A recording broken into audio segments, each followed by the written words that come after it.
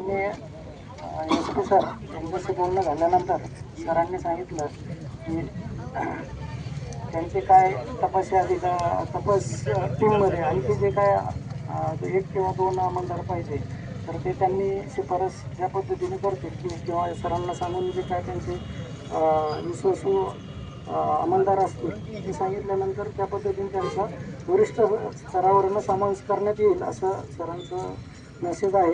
आणि त्याचबरोबर सरपंच जे आहेत आपले यांच्याशी सरांचं पूर्ण झालेलं आहे आणि उद्या किंवा तुमच्या सोयीप्रमाणे जाऊन SP सरांना आपण भेटू शकतो. हा मेसेज आहे सरांचा. तपास टीम जी आहे सध्या NCBकडे आहे तपास आणि जसे मिळतील किंवा आम्हालाही इन्फॉर्मेशन काही मिळालं तरी आम्ही त्यांना शेअर करणार आणि आरोपी अटक करण्याचा सर्वतोपरी म्हणजे पोलीस दल बीड जिल्हाच्या सर्व अंमलदार अधिकारी सर्वच यासाठी आटोकाट प्रयत्न करत आहेत आणि जसे आरोपी किंवा निष्पन्न होतील त्या पद्धतीने तपास आम्ही करत आहोत. या ठिकाणी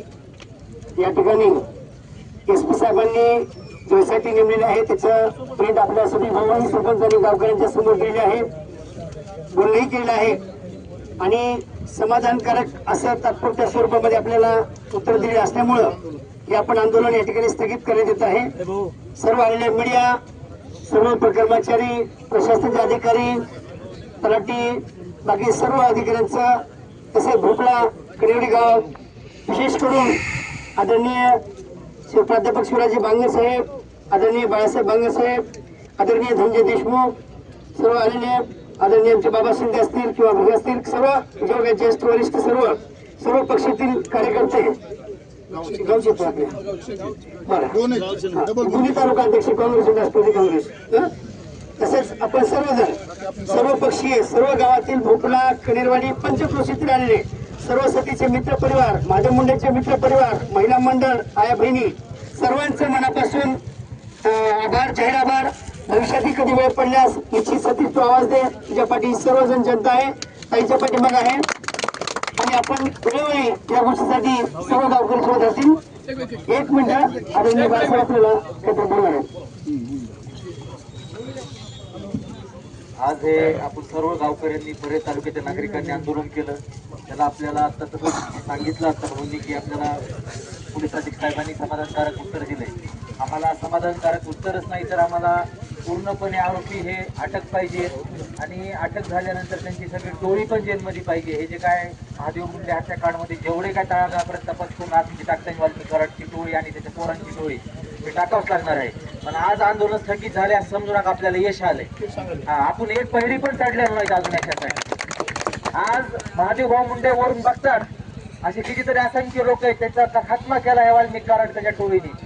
महादेव भाऊ मुंडे वरून बघतात आज हे त्यांना खरी श्रद्धांजली तेव्हाच आहे जेव्हा ही वाल्मिकी कराडची टोळी त्याच्या मुलं जेलमध्ये जाते आणि आपला जीव गेला तर हरकत नाही पण आपण शेवटच्या श्वासापर्यंत सगळ्यांनी लढायचं. आज आपल्याला हात वरून करून ठाम निर्णय घ्यायचा आहे सगळ्यांनी. महादेव मुंडे कुटुंबाला न्याय, वाल्मिकी कराडची टोळी जेलमध्ये, कुणीच घाबरायचं नाही. आपलं छत्रपती शिवाजी महाराजांचं भगवान बाबांचं आपलं रक्त आहे, आपल्याला मिळून हा लढा द्यायचा आहे.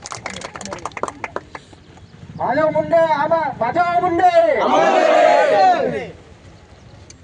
आपल्याला आता साहेबांनी सांगितल्याप्रमाणे सतीजवळ सगळे पेपर दिलेले आहेत.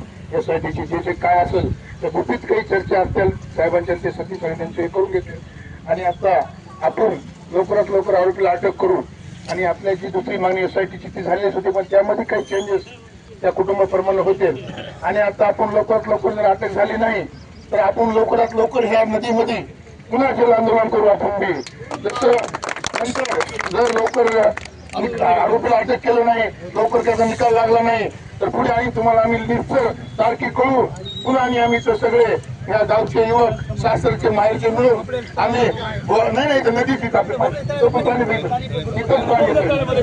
आम्ही पुन्हा जलवामाकडे आम्ही देतो.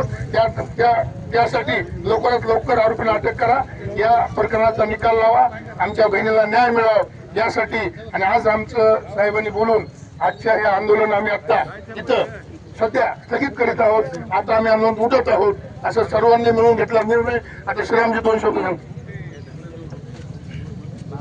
या आपले स्वर्गीय महादेव मुंडे यांच्या या प्रकरणामध्ये आता आपले SP साहेब यांनी ठोस असं आश्वासन दिलेलं आहे आणि SIT स्थापन पण केलेली आहे आणि सर्व आरोपी अटक केले जातील असं त्यांनी ठोस आश्वासन दिल्यामुळं आपण आता हे आंदोलन आपण सध्या सुरतात गावकऱ्याच्या वतीनं जे केलेलं आंदोलन आहे आपण स्थगित करीत आहोत. त्या ताईंना पण विचारलंय, सतीशला पण विचारलंय, सर्वांना विचारून सर्व गावकऱ्यांच्या म्हणण्यानुसार आपण हे आंदोलन स्थगित करीत आहोत.